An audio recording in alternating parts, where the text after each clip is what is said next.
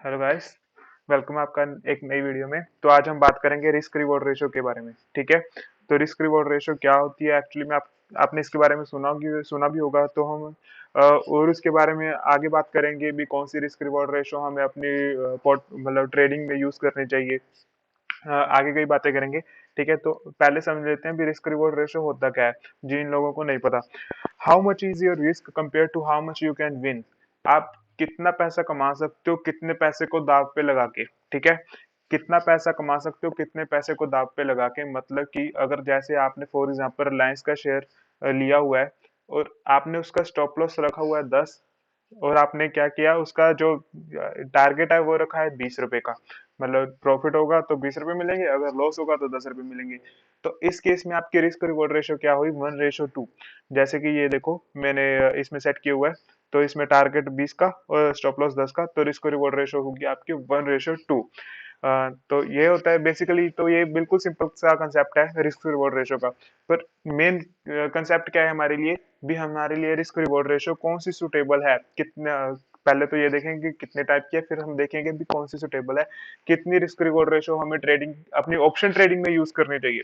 ठीक है। Option trading कर रहे हो या इंट्राडे ट्रेडिंग कर रहे हो, और या फिर अपनी इन्वेस्टिंग कर रहे हो, इन्वेस्टिंग में भी लोग अपना स्टॉप लॉस वगैरह रखते हैं प्रॉपरली।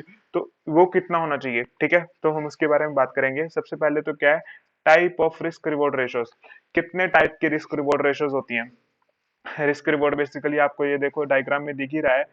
तीन टाइप की होती हैं, पॉजिटिव, न्यूट्रल एंड नेगेटिव।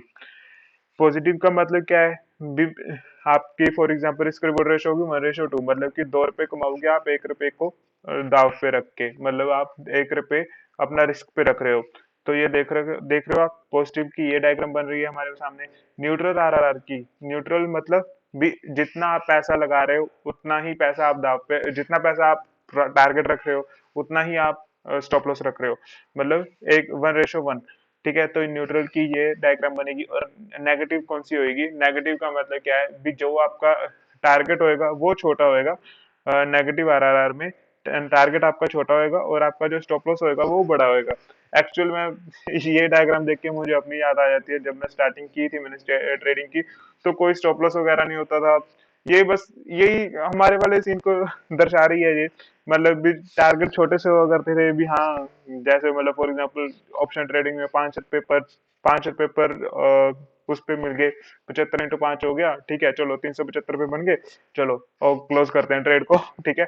पर जब लॉस होता था तो पता ही नहीं कितना बड़ा लॉस ले जाते थे।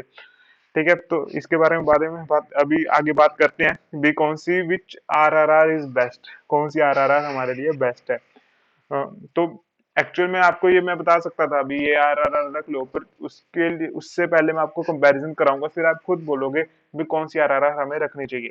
तो सबसे पहले क्या है, पॉजिटिव आरआरआर। मतलब एवरीबॉडी सेज कि पॉजिटिव आरआरआर बेस्ट होती है। पॉजिटिव आरआरआर का मतलब कि रिस्क रिवॉर्ड रेशो आप 1:2 रखो, मतलब कि आप अपना टारगेट बड़ा रखो, स्टॉप लॉस छोटा रखो। मतलब मार्केट में ये चलता है। ठीक है। तो इसकी कुछ लिमिटेशंस भी हैं अपनी। इसकी लिमिटेशंस क्या है भी, आपको सबसे पहले तो आपका जो स्टॉप लॉस है ना वो बड़ा छोटा होता है, तो उसके ऑप्शन ट्रेडिंग में तो उसके चांसेस बड़े ज्यादा होते हैं हिट करने के। ऑब्वियसली आपको पता ही ऑप्शन ट्रेडिंग में कितनी ज्यादा वॉलेटाइल होती है मार्केट, तो उस केस में आपके स्टॉप लॉस हिट करने के चांसेस बड़े ज्यादा होते हैं।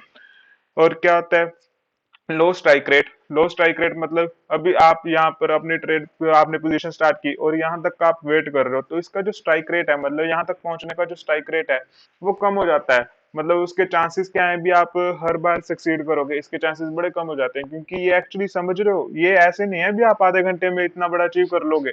ये जो इतना बड़ा टारगेट है ये आप आधे घंटे में अचीव नहीं कर सकते, इसके लिए कई बार तो पूरा दिन भी लग जाता है। आपने सुबह 10 बजे पोजीशन ली, 2 ढाई बजे तक आप पहुंच रहे हो उस पोजीशन पे। पहुंच भी रहे हो नहीं भी पहुंच रहे ये भी जरूरी नहीं है, क्योंकि आपका ये टारगेट क्यों क्या हो सकता है बीच में, या तो आपका कोई अनएक्सपेक्टेड न्यूज आ गई मार्केट में, तो भी आपके मतलब सिस्टम बिगड़ जाएगा, पूरा नीचे आ जाएगी मार्केट, आपकी पोजीशन, आपके जो आपने पोजीशन लिया है उसका उल्टा हो सकता है, उल्टा हो सकता है। ठीक है। तो इसकी अपनी लिमिटेशंस है पॉजिटिव आरआरआर की। नेक्स्ट क्या है, नेगेटिव आरआरआर। ये वाली नेगेटिव आरआरआर, ये तो सभी को पता है, ये तो हम सभी वैसे, सिर्फ मैं नहीं हर एक के साथ यही होता है। क्या होता है, मतलब हाई स्ट्राइक रेट मतलब भी चांसेस बड़े ज्यादा हैं हिट करने के अपने टारगेट, क्योंकि छोटा सा तो टारगेट है, इतना बड़ा स्टॉप लॉस है। पर जब भाई साहब नीचे आज अगर आपका पोजीशन के उल्टा चलने लग गई मार्केट, तो ये लॉस इतना बड़ा, ये आपके 4-5 सक्सीडिंग ट्रेड्स को एक बार में खा जाएगा। ठीक है, तो ये एक नेगेटिव आरआरआर का एक लिमिटेशन है। थर्ड कौन सा है, न्यूट्रल आरआरआर। न्यूट्रल आरआर का मतलब 1:1, जितना आपका टारगेट उतना आपका स्टॉप लॉस। अभी इसमें क्या है ना, जो स्ट्राइक रेट है न्यूट्रल आरआर में, आपका जो स्ट्राइक रेट है ये नॉर्मल स्ट्राइक रेट रहता है जितना स्ट्रेटजी का होता है। एक स्ट्रेटजी, फॉर एग्जांपल एक स्ट्रेटजी आपको कहती है भी ये 70% वर्क कर सकती है, तो जो स्ट्रेटजी का 70% चांस है ना, तो वही आप इसमें फॉलो करोगे ऑब्वियसली, क्योंकि दोनों साइड आपने न्यूट्रल लिया हुआ है। जितना आपका टारगेट है उतना ही आपका स्टॉप लॉस है।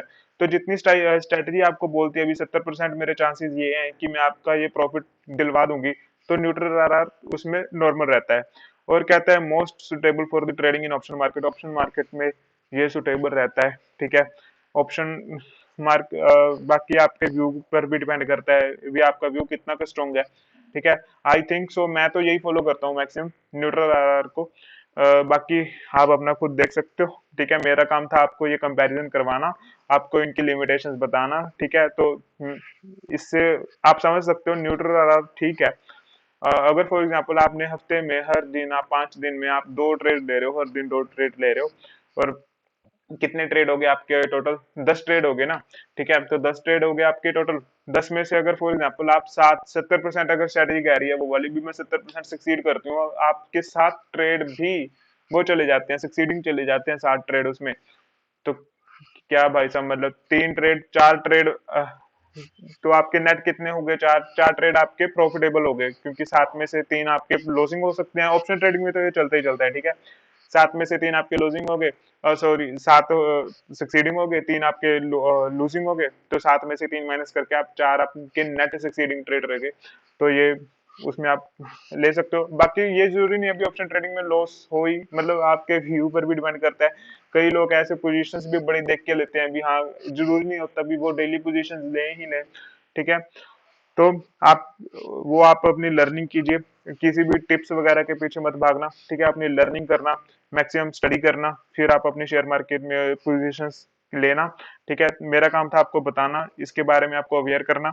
और कोई भी नुकसान होता है तो उसके लिए आप खुद रिस्पॉन्सिबल हो गए, जैसे कि मैं आप हर वीडियो में अपनी बोलता हूँ। ठीक है, और तो इसीलिए आप पेपर ट्रेडिंग में इस चीज को पहले प्रैक्टिस करें, फिर अपना रियल मार्केट में कुछ पोजीशन वगैरह का देखें। ठीक है, तो इस वीडियो के लिए तो यही था। लाइक कमेंट शेयर सब्सक्राइब करना मत भूलना। ठीक है, ये मेरा नया चैनल है। Okay, so thank you, bye bye.